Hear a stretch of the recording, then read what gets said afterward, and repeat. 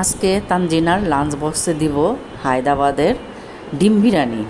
হায়দ্রাবাদে তো আপনার চিকেন বিরিয়ানি করে, তো আমার বাসায় চিকেন নাই, তো ডিম দিয়েই চালাই নিতাছি, কিছু করার নাই। তো সব সময় লাঞ্চ বক্সে আমি আমাদের বাংলাদেশের ট্রেডিশনাল যে বিরিয়ানি রান্না করে দিই। কিন্তু বিরিয়ানি দিতে দিতে এখন নিজের কাছেই ভাল লাগতেছে না। আমার কাছে মনে হইতাছে যে না, আজকে হায়দ্রাবাদের বিরিয়ানি কইরা দিই, তো একটু অন্যরকম টেস্ট লাগবো, খাইতে ভালোই লাগবো।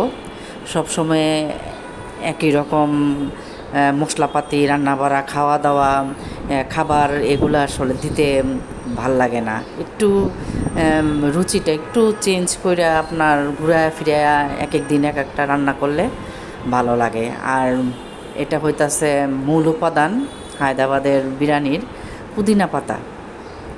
তো আমার শুক্রবারে আমি পুদিনা পাতা নিয়ে আসছিলাম, ফ্রোজেন করে রেখে দিছি। তো হয়ে গেল আমার ঝরঝরে হায়দ্রাবাদের ডিম বিরিয়ানি। অনেক সুন্দর হয়েছে, মাশাআল্লাহ।